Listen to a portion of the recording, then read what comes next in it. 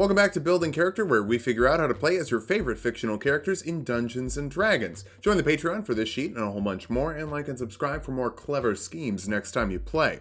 Maybe. Today we're building Count Olaf from a series of unfortunate events, a first for our channel. We've made plenty of tanks, Z-fighters, heck, we've made multiple plant gods, but we have yet to build a failed actor turned arsonist, unless I'm misremembering the Animal Crossing lore. My name is Cherry Dude. Cherry Dude. Nobody announces a name like Nobody does it better. Let's start off with our goals for this build. First, we need some disguise. If you're in local independent theater, you probably have to do your own hair and makeup. Next, we need to perform both on stage and off. Off stage, it's called lying. Finally, we'll focus on Klaus. You adopted him after all, and of course we care about our son. Oh, I misread that. The script says arson. We need to burn down the houses of Klauses. For stats, we'll be using the standard point array from the player's handbook. Roll for stats if you want, just make sure that you're keeping an eye on your stats. Charisma will be number 1. It might seem like you're a bad actor, but despite all your horrible actions, people do keep trusting you. Thank God there are no real-world examples of terrible people who also work in show business and keep getting forgiven multiple times. That would be depressing. Dexterity next. Criminals need their sleight of hand almost as though they're some sort of rogue. Constitution next. We really only need the charisma and dexterity, but you do drink a lot. That's Constitution.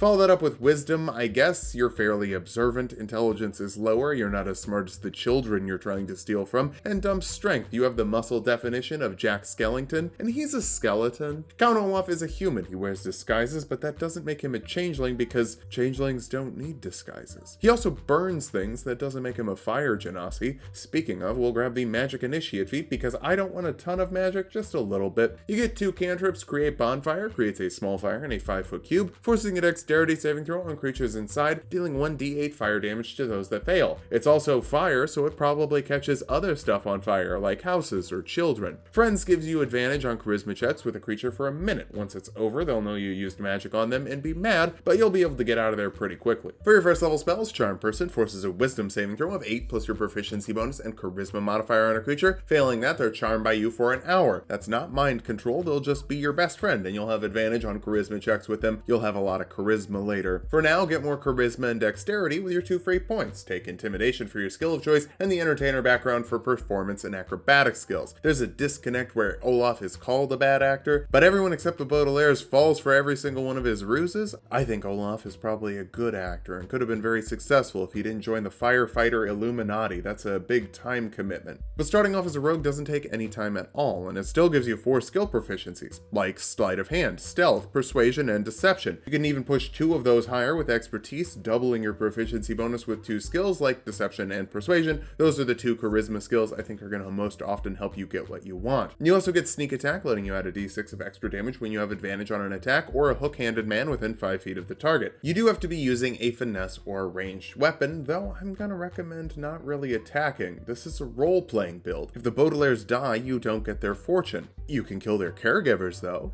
No one's gonna stop you from doing that. Second level rogues get cunning action, letting you dash, disengage, or hide as a bonus action. Remember how that friend's cantrip makes people real mad when it ends in a minute? Think of it as a 30-second spell, then use the next 30 seconds to get a head start running away. Third level rogues can choose a roguish archetype, and for once we're choosing assassin for the disguise stuff. Specifically, you get disguise kit proficiency, poisoner's kit proficiency, and a very creatively named ability called assassinate. That gives you advantage on attacks against creatures who haven't taken a turn yet, and any attack you make against a surprise target is a critical hit. Fun fact, if you attack someone before they know initiative should be rolled, that will probably surprise them. You're telling me Captain Sham was a sham?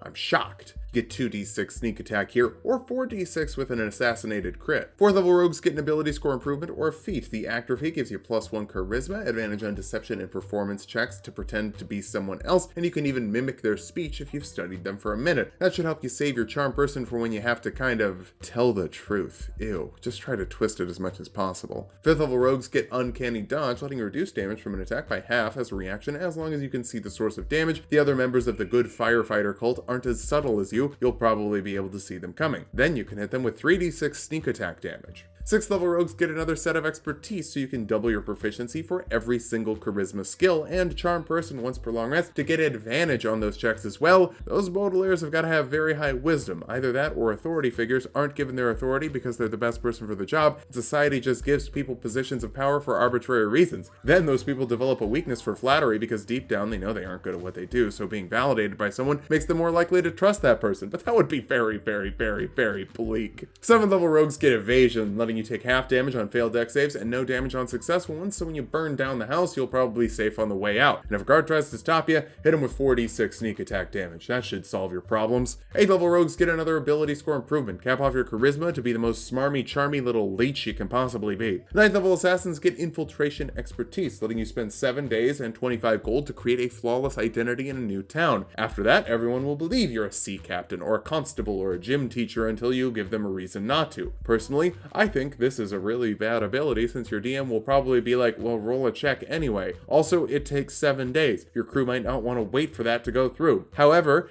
it is maybe the most in character ability we've ever had. The Baudelaires generally have about a week in their new home before Matthias Medical School shows up to the medical school. That sounds a lot like medical school. Maybe that's why he went to medical school. Your sneak attack bumps up to 5d6 here. 10th level rogues get another ability score improvement. Round up your dexterity and charisma. They're odd numbers, and odd numbers are bad numbers. Think about it. How many letters are in VFD? 3. How many orphans are there? 3. How many levels of rogue do we have? 11. Well, now we do. 11th level rogues get reliable talent, meaning the lowest you can roll on an ability check you're proficient with is 11, still adding your modifiers. So with charm person up, you have advantage plus 13 on every single charisma check, and the floor, the lowest you can possibly roll is 24. Here's where I remind everyone, charisma isn't mind control. You still need to say things that could reasonably be believed. My name is Detective Dupin is believable even if it's a little silly. I'd say DC 20. You should cut off your own hand is madness. DC 50, you can't do it because nobody's gonna cut their hand off because you asked them to. Thankfully, you have 6d6 sneak attack damage, so just get in close with your charisma and then assassinate for a 12d6 critical hit, and you could reasonably say that removes a hand. 12th level rogues get another ability score improvement. Keep pushing that dexterity modifier up for more flourish on stage and even more stealth backstage. 13th level assassins get imposter, a worse version of the actor feat because it doesn't even come with a charisma buff, and the studying for your mimicry takes 2 hours and 59 minutes longer than the actor version of it. If it's not clear, I don't have a lot of love for the assassin subclass. I don't get it. People dunk on 4 elements or Beastmaster Ranger, but dang, at least those classes have signature abilities that aren't outdone by feats you could get at level 1 or level 4 or level 8. Role-playing is what really saves any class in the long run, but I don't know, you've got other roleplay abilities from Assassin that would let you do this stuff. At least you get 7d6 sneak attack damage. 14th level rogues get blind sense, meaning that you always know where hidden or invisible creatures are within 10 feet of you. Pretty regularly you can smell orphans, maybe because they're covered in soot. Have they not showered since you burned their house down? You've showered? A couple times, probably. 15th level rogues get slippery mind for proficiency with wisdom saving throws, stopping you from getting charmed. You can't charm a charmer, you know? Unless you have 8d6 sneak attack damage, that would be impressive. 16th level rogues get another ability score improvement. Cap off your dexterity modifier for maximum flexibility. You might not have the most massive physique, but that makes you pliable. 17th level assassins get death strike, letting you force a constitution saving throw of 8 plus your proficiency bonus and dexterity modifier on creatures you hit with a sneak attack, doubling the damage if they fail. Remember how you automatically critically hit surprise creatures, so with 9d6 that turns into 18d6, which then turns into 36d6. That's one less caregiver for the Baudelaires. How many more can there possibly be before you get them back? 7 billion?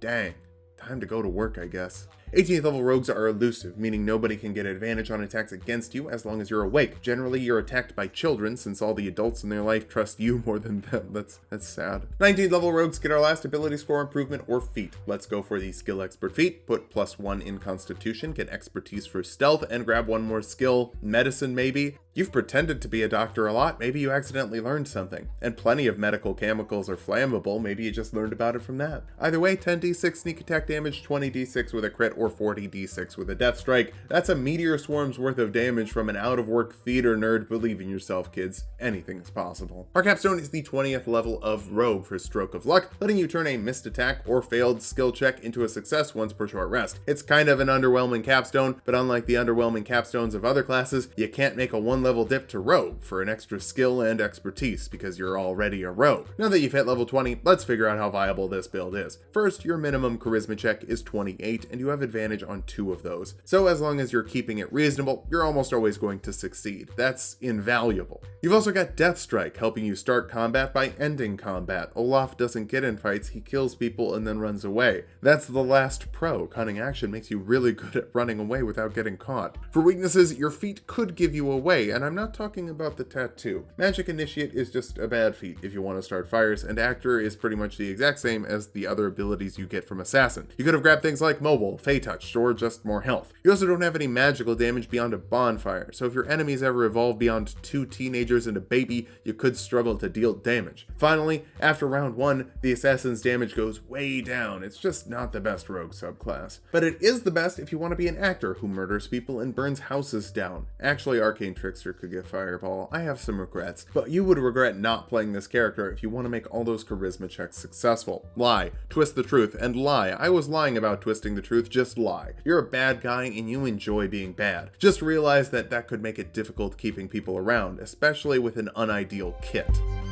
Thanks for watching. If you liked the video, subscribe for more. We make 2 videos every week. Join the Patreon for this sheet and a whole bunch more, and sub to Tulok and Mango for more Tulok fun.